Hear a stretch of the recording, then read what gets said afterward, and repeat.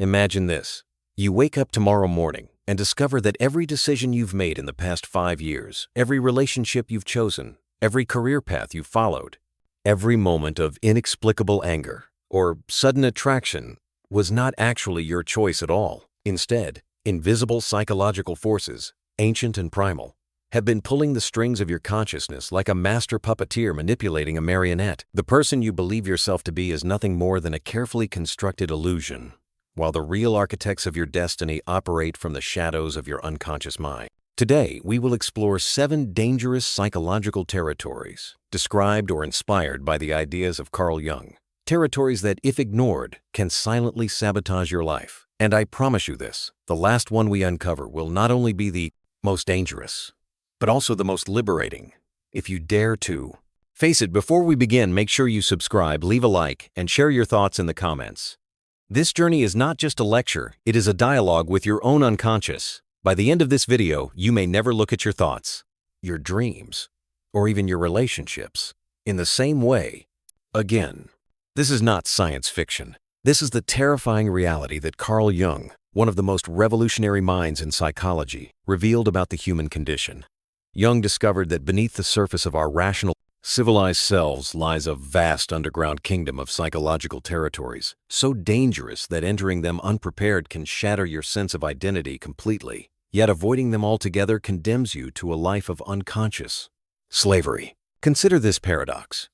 The very parts of your mind that you fear the most, the psychological places you instinctively avoid, are precisely the territories that hold the keys to your authentic freedom. The shadow you refuse to acknowledge becomes the dictator of your choices.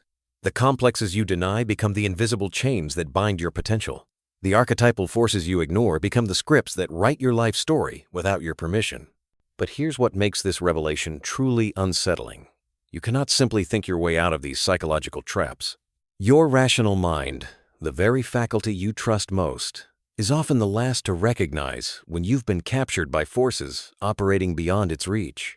How many times have you sworn you'd never repeat a destructive pattern, only to find yourself living it out again with stunning precision? How often have you felt inexplicably drawn to people who wound you in familiar ways, or pushed away those who offered genuine love? Jung called this phenomenon psychological possession, moments when archetypal energies, shadow projections, or unintegrated complexes take control of your personality so completely that you become a stranger to yourself. The successful executive who sabotages every meaningful relationship. The spiritual teacher who falls prey to the very ego inflation they warn others against. The parent who unconsciously recreates the dysfunctional patterns they desperately wanted to escape. These are not moral failures or character flaws. They are symptoms of venturing unprepared into psychological territories that Jung mapped with the precision of a cartographer and the wisdom of a mystic. He identified 7 specific inner landscapes where the unwary traveler can lose not just their way, but their very sense of self. Places where the ego's carefully constructed stories crumble, where persona masks melt away, and where the comfortable illusion of being in control reveals itself as the greatest deception of all.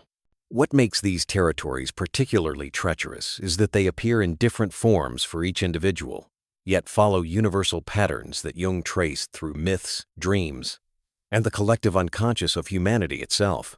The mother archetype that nourishes can become the devouring force that suffocates. The hero's journey that inspires can transform into the savior complex that destroys. The anima that guides men toward their feminine wisdom can become the projection that ruins every intimate relationship. But here lies the ultimate paradox that Jung discovered. These same dangerous psychological places that threaten to destroy your constructed identity are the only path to discovering who you truly are beneath all the masks, roles, and unconscious patterns. The shadow you fear contains your repressed creativity and authentic power. The complexes that torment you hold the keys to your deepest healing. The archetypal forces that possess you can become the wellspring of your greatest contributions to the world. The question that haunts every serious student of psychology is this: will you continue to live as an unconscious puppet of these invisible forces? Or will you find the courage to enter these dangerous territories with awareness, integration, and the possibility of genuine transformation? The choice determines not just the quality of your individual life, but the trajectory of your soul's evolution and, Jung would argue, the future of human consciousness itself. The journey into these 7 psychological territories requires more than intellectual understanding. It demands the warrior's courage to face your deepest fears and the mystic's wisdom to integrate what you discover there. But why does this psychological possession happen in the first place?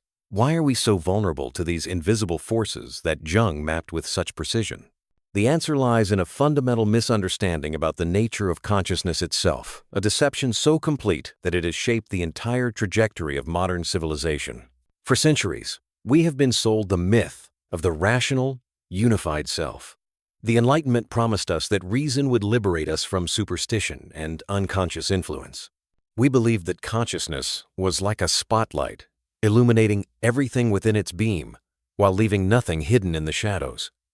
This is the great lie that keeps us psychologically enslaved. Carl Jung shattered this comfortable illusion by revealing what ancient wisdom traditions had always known. Consciousness is not a spotlight, but a small island floating in a vast ocean of unconscious content. What we call rational thought is often nothing more than the ego's desperate attempt to create coherent stories about forces it cannot see, understand, or control. The unconscious doesn't just influence our behavior, it creates the very stage upon which our conscious drama unfolds. Consider what Jung discovered about the structure of the psyche. Beneath your everyday awareness lies the personal unconscious, a repository of forgotten memories, repressed desires, and unresolved conflicts that continue to shape your choices in ways your rational mind cannot fathom. But even deeper than this personal layer lies something far more profound and dangerous, the collective unconscious, a shared psychological heritage containing the accumulated wisdom and madness of our entire species. This collective unconscious speaks to us through archetypes, universal patterns of behavior that Jung traced through mythology, religion, and the recurring symbols that appear in dreams across all cultures. The hero, the mother, the trickster, the sage, these are not just characters in stories, but living psychological forces that can possess individuals and entire civilizations. When unconscious, they turn us into their unwitting servants. Friedrich Nietzsche, whose own psychological insights deeply influenced Jung, understood this dynamic when he wrote about the death of God in Western culture. What Nietzsche recognized was that when societies lose their connection to the deeper archetypal patterns that give life meaning, individuals become vulnerable to possession by shadow projections and destructive ideologies.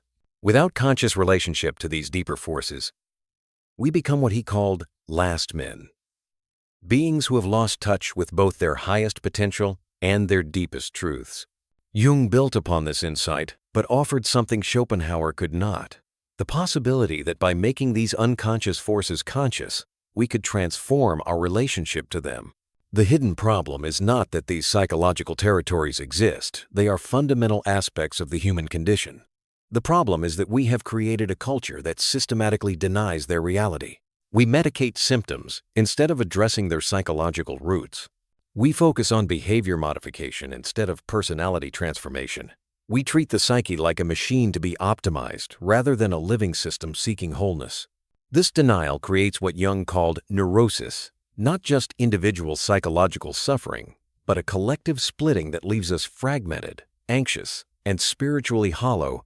When we refuse to acknowledge the shadow, it projects outward as hatred of the other. When we ignore our complexes, they sabotage our relationships and careers. When we remain unconscious of archetypal possession, we become fanatics, addicts, or empty conformists. The price of this psychological unconsciousness is enormous. Lives lived in endless repetition of destructive patterns, societies that oscillate between repression and explosion, and a growing sense that something essential has been lost in the human experience. The consequences of living unconsciously in these psychological territories are far more devastating than most people realize, because they operate through what cognitive scientists call invisible architecture, systematic distortions in perception that feel completely natural, while slowly destroying everything we claim to value. Consider the shadow, that collection of traits we deny in ourselves. When left unintegrated, it doesn't simply disappear, it begins to orchestrate your life from behind the scenes. The person who prides themselves on being nice may find themselves mysteriously attracted to cruel partners, unconsciously seeking what they've rejected in themselves. The individual who despises weakness may sabotage every opportunity that requires vulnerability, ensuring they remain trapped in superficial relationships and unfulfilling careers. But the shadow's influence extends far beyond personal relationships. Jung observed how entire nations could fall under shadow possession, projecting their collective darkness onto enemy groups while remaining blind to identical qualities within their own society. The same psychological mechanism that makes you despise certain traits in others while remaining oblivious to them in yourself scales up to create wars, genocide, and systematic oppression. Modern neuroscience has revealed the biological underpinnings of what Jung intuited. Our brains are constantly filtering reality through unconscious biases and emotional associations formed in early childhood. The reticular activating system, the neural network that determines what information reaches conscious awareness, is heavily influenced by these repressed psychological contents. This means that your shadow doesn't just influence your choices. It literally shapes what you're able to perceive as possible. The complexes Jung identified operate like psychological malware, creating predictable behavioral loops that feel completely justified from the inside. A person with an abandonment complex will unconsciously test every relationship until it breaks, then use the inevitable rejection as proof that they are unlovable. Someone trapped in a power complex will create conflicts and crises that require their intervention, ensuring they remain indispensable while secretly feeling utterly powerless. These patterns persist because they're reinforced by what psychologists call confirmation bias and motivated reasoning. Your unconscious mind has a vested interest in maintaining its existing structure, even when that structure creates suffering. Change threatens the ego's sense of identity, so the psyche will actually distort perception to maintain familiar patterns rather than risk the disorientation of growth. Perhaps most insidiously, the persona Jung's term for the social mask we wear can become so rigid that it cuts us off from our authentic self entirely. The successful executive who has no idea who they are beneath their professional role. The devoted parent who loses all sense of individual identity. The spiritual teacher who becomes identified with their own wisdom. When the persona becomes too solid, it creates what Jung called psychological inflation, a dangerous state where the ego mistakes itself for something much larger and more significant than it actually island. This inflation makes us vulnerable to what Jung observed in his analysis of mass movements and collective possession. When individuals lose touch with their authentic center, they become susceptible to archetypal possession, swept up in collective emotions, ideologies, and behaviors that feel transcendent but are actually regressive. The rational, civilized person suddenly finds themselves screaming at strangers on the internet, voting against their own interests, or joining movements that promise simple answers to complex problems. The ultimate consequence of avoiding these psychological territories is a life lived in reaction rather than response, a existence where you believe you're making conscious choices while actually being driven by unconscious compulsions, cultural programming, and unintegrated shadow material.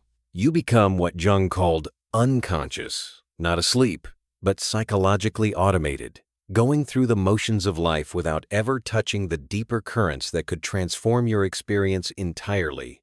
The urgency of this situation cannot be overstated. Every day you postpone this confrontation, these invisible forces grow stronger. But here's where Jung's work becomes truly revolutionary. These psychological territories that threaten to destroy your constructed identity are simultaneously the only path to authentic freedom. The rebellion against unconscious possession begins with a radical shift in perspective. Instead of trying to eliminate these dangerous forces, you must learn to dance with them consciously. The first act of rebellion is what Jung called shadow work, the courageous act of turning toward the very qualities in yourself that you most despise. This is not about becoming evil or acting out destructive impulses. It's about recognizing that what you reject in yourself doesn't disappear. It goes underground where it gains tremendous power over your life. The person who integrates their shadow doesn't become more cruel, they become more honest, more creative, and paradoxically, more compassionate. Consider how this worked for Jung himself. He spent years analyzing his own dreams, dialoguing with the figures that emerged from his unconscious, and even engaging in what he called active imagination, consciously entering into relationship with the autonomous contents of his psyche. Rather than trying to control these inner forces, he learned to negotiate with them, to understand their purposes, and to find ways of expressing their energy that served growth rather than destruction. The ancient alchemists, whose symbolic language Jung studied extensively, understood this principle. They knew that the prima materia, the base, rejected material, contained the very essence needed for transformation. In psychological terms, your greatest wound often contains your greatest gift, but only if you're willing to enter into conscious relationship with it rather than pushing it away. Breaking free from complex possession requires a similar counterintuitive approach. Instead of trying to eliminate the emotional charge around your triggered responses, you must become curious about them. What childhood wound is being activated? What unmet need is crying out for attention? Jung discovered that complexes are not pathologies to be cured, but fragmented parts of the psyche seeking integration.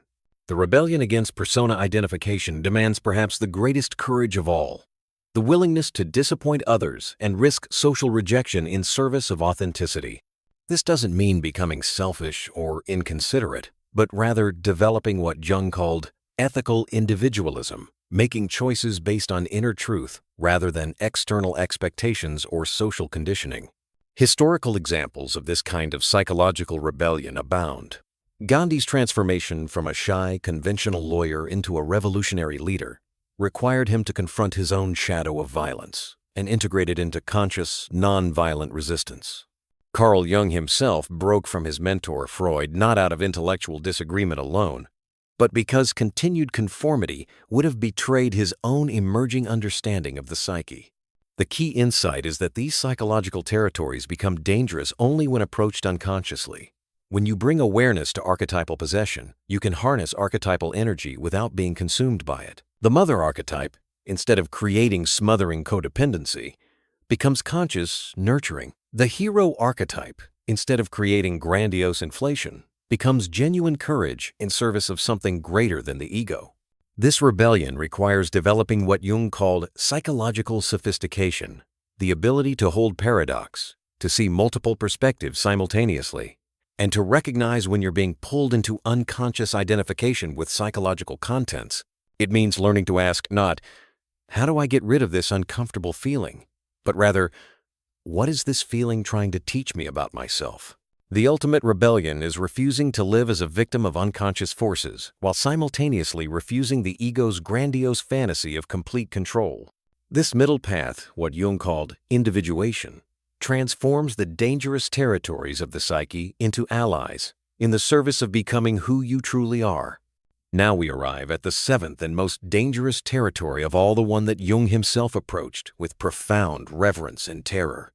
It is the confrontation with what he called the self, and it represents nothing less than the death and rebirth of everything you believe yourself to be. This is not metaphorical death. This is the psychological equivalent of ego annihilation, and it is simultaneously the most perilous and most necessary journey any human being can undertake. Here's the ultimate truth that Jung discovered through decades of exploring the deepest layers of human consciousness. The ego, that voice in your head that you mistake for your true identity, is not the master of your psychological house. It is, at best, a faithful servant of something infinitely larger, more complex, and more intelligent than your conscious mind can comprehend. What you call yourself is actually a tiny island of awareness floating in an ocean of consciousness so vast that glimpsing its true dimensions can shatter every assumption you've ever held about the nature of reality. The self, in Jung's understanding, is not simply a bigger, better version of the ego.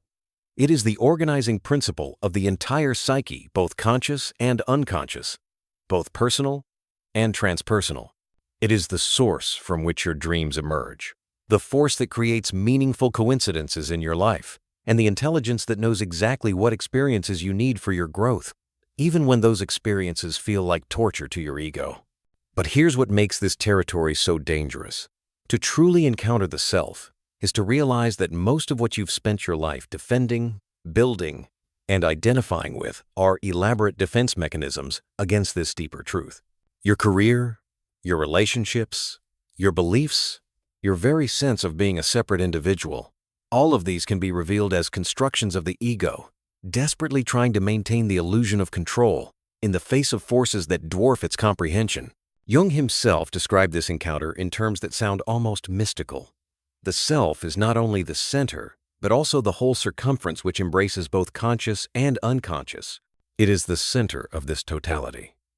To approach this center is to risk everything the ego holds dear, because the self operates according to a logic that transcends personal desire, social expectation, and even survival itself. Consider what happens when someone undergoes what Jung called a confrontation with the self. Often, it begins with what feels like a complete breakdown, the collapse of everything that previously gave life meaning. The successful executive suddenly finds their career utterly meaningless. The devoted parent watches their children leave home and realizes they have no idea who they are beyond that role. The spiritual seeker discovers that their years of practice have been another form of ego inflation. This is not depression in the clinical sense. Though it may look similar from the outside, this is what Jung termed the dark night of the soul, a necessary dismantling of false identities to make room for something more authentic to emerge. The ego experiences this as death, and in a very real sense, it island. The person who emerges from this process is fundamentally different from the one who entered it. But here's the paradox that makes this the most liberating territory of all. In losing everything the ego thought it needed, you discover what you actually are. Beyond the masks, beyond the complexes, beyond even the personal unconscious, lies a center of consciousness that Jung described as both utterly personal and completely universal. This is the self-your individual expression of the same organizing principle that creates galaxies, writes symphonies through human hands, and seeks to know itself through billions of conscious beings. The signs of approaching this territory are unmistakable. Synchronicities become so frequent they can no longer be dismissed as coincidence. Dreams take on a quality of profound significance that leaves you changed simply by receiving them. You begin to sense an intelligence operating in your life that is far more sophisticated than your conscious planning. Decisions begin arising from a deeper source than rational analysis or emotional impulse. Jung spent the latter part of his life studying what he called the transcendent function, the psychological mechanism by which the ego learns to collaborate with the self rather than resisting it. This is not surrender in the sense of passivity, but rather what he called active participation in the unconscious process. You remain fully engaged with life, but from a center that transcends personal agenda. The ultimate realization is this: the very psychological territories that seemed so dangerous, the shadow, the complexes, the archetypal possessions were all invitations from the self to transcend the narrow confines of ego identification. Every breakdown was actually a breakthrough in disguise. Every crisis was the self's way of destroying what was false to make room for what is true. This is why Jung insisted that the second half of life has a fundamentally different purpose than the first. While the first half is about building an ego strong enough to function in the world, the second half is about discovering what lies beyond the ego, not by destroying it, but by putting it in proper relationship to the larger wholeness of which it is a part. The person who has undergone this transformation lives with a profound sense of being lived by life itself, rather than struggling to live it. They become what Jung called individuated, not selfish, but uniquely themselves in service of something greater than personal desires. They embody what he considered the ultimate purpose of human existence, the conscious realization of the self through individual experience.